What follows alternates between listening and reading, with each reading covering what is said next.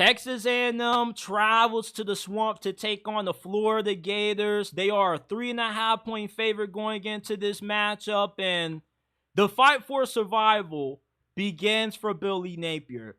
We're in the meat and potatoes of Florida's tough schedule, and if he wants to save his job, he can't afford to lose this game, because if you lose this game, I really believe Florida has no choice but to fire him, because you can allow him to risk losing to another in-state powerhouse in UCF. If you go 0-2 against Miami and UCF, that would be detrimental to the perception of Florida's football program, because if you're a recruit, why would you want to play for a school that is 0-2 against the other big-time programs in the Sunshine State? You know, this is a must-win game for Billy Napier, and he's running the two-quarterback system. DJ Lagway balled out against Sanford as expected. Graham Mertz is expected to play in this game. He's getting cleared from concussion protocol.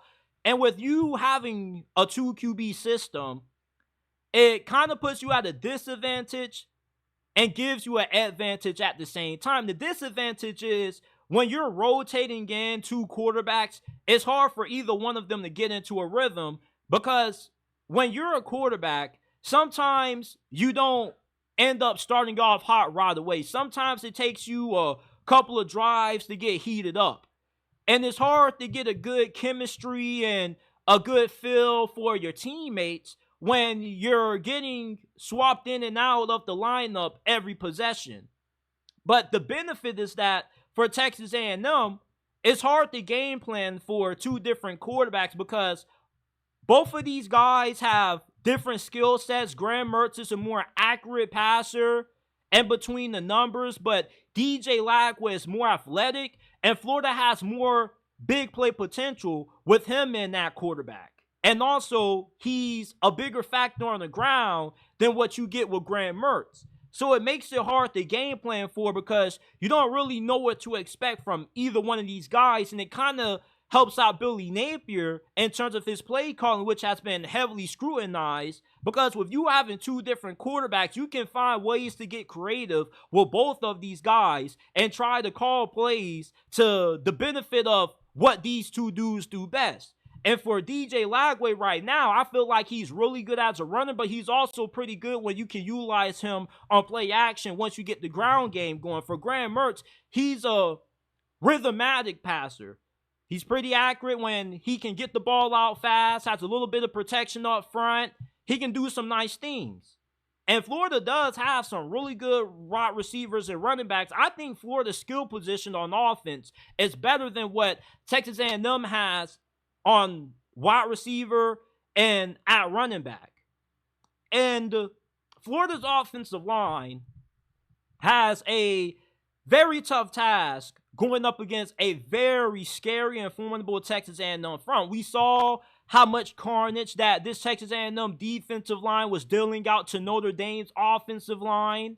And with how good Texas A&M is defensively, because not only do they have a really good D-line, but they got a pretty good secondary.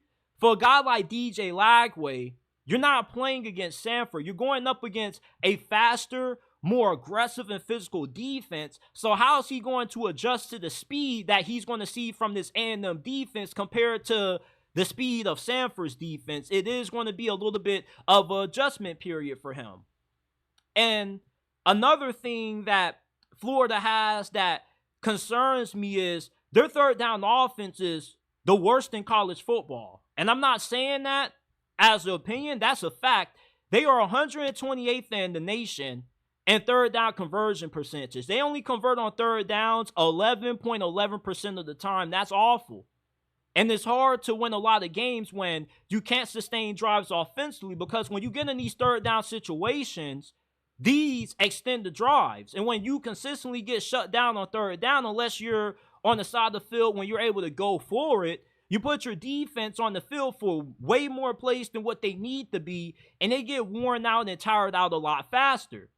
Texas A&M, the good thing about you playing them at home in the Swamp is that this was an offense that didn't look good against Notre Dame. Now, Notre Dame does have one of the best defenses in the nation in terms of the talent that they have up front and how good their secondary is.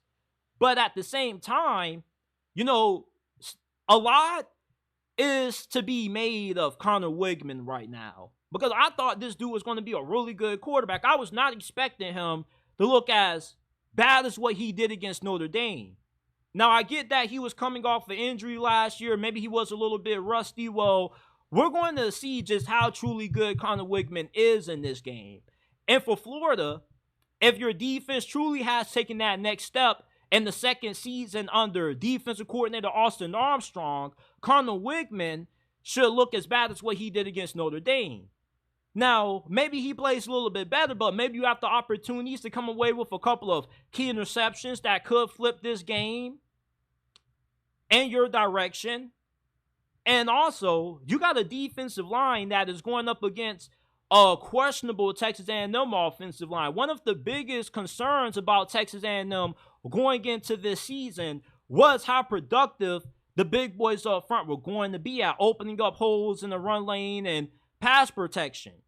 So I think for Florida, this is a game that you definitely have a great shot at being able to win. And the big focal point for Florida, with this being a run-first team due to the talent they got at running back and with you having DJ Lagway at quarterback, you should be able to take advantage of a really porous run defense that Texas A&M has had to start this season. They average over 198 rushing yards per game allowed. So for Florida, you're licking your chops because that's what Billy Napier loves to do the most. He loves to get the football to Montrell Johnson and the other talented running backs that he has on his team, and that's going to allow you to win a time possession battle, and that's going to allow you to tire out a really athletic and aggressive Texas A&M front. Ultimately, I'm going with Texas A&M to win this game. Okay, and look, DJ Lagway, he could be good, but he has to prove it in this game. And the fact that you're running a 2-quarterback system shows me that you still don't know what to do with your quarterback position. They say if you got 2 quarterbacks, you don't have one at all. You're going up against a really well-coached football team led by Mike Elko. He was the head coach at Duke last year. And remember, Duke week 1 last season, they blew out Clemson. And if he can do that with inferior talent and having limited resources at Duke, imagine what he can do at Texas A&M. And although you are going to have the home field advantage playing in the swamp, ultimately, I don't trust Billy Napier enough as a head coach to be able to win this game.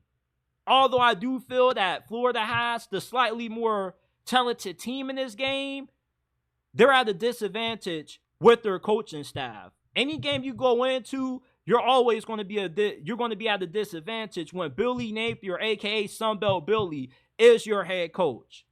And DJ Lagway, he may be the savior of Florida football, but you're putting too much on his shoulders if you're asking him to save your job. This is not an ideal situation for DJ Lagway to have a great performance. When have you ever seen a true freshman flourish when they've had a head coach on the hot seat? A head coach that's in jeopardy of losing his job.